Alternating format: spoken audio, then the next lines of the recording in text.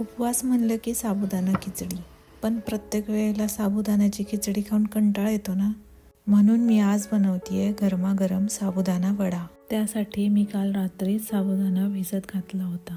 तो छान भिजला पण आहे. सगळ्यात आधी कुकरमध्ये मी 2 बटाटे शिजत घातले.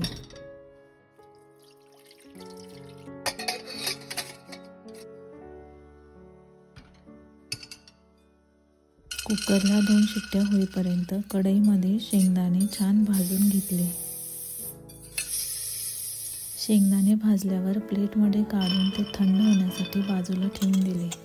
कुकरच्या 2 शिट्ट्या झाल्या होत्या.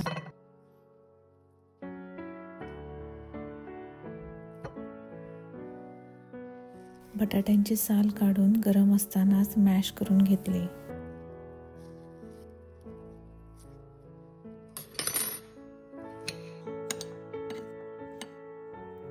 गरम बटाटे पटकन व एकसारखे मॅश होतात.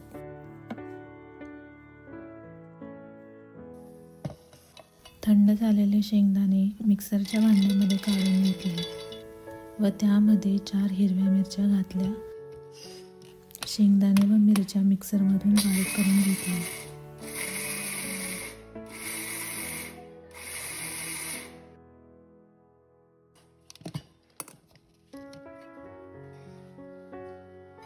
एका मोठ्या बाउलमध्ये भिजवलेला साबुदाणा, उकडून मॅश केलेले बटाटे,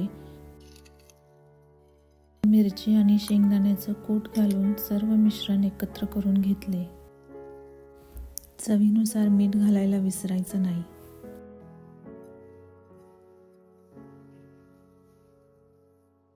तेल गरम होतंय तोपर्यंत अशा प्रकारे हाताला तेल लावून वडे बनवून घेतले.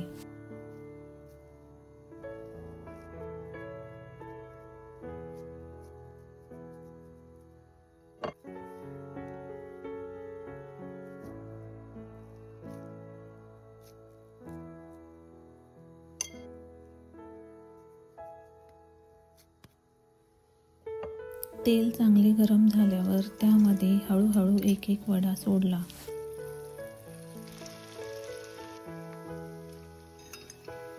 चांगले खरपूस होईपर्यंत वडे तळून घेतले.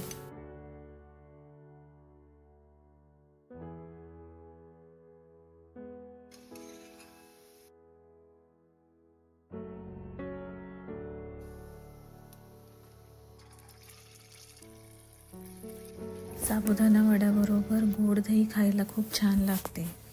त्यासाठी एका बाउलमध्ये 1 वाटी दही व 2 चमचे साखर आणि थोडं पाणी घालून सगळं व्यवस्थित मिक्स करून घेतलं.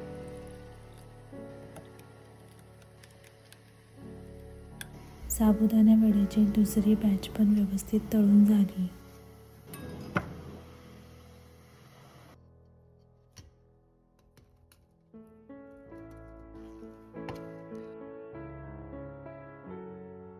मस्त गरमागरम साबुदाणा वडा खाण्यासाठी तयार.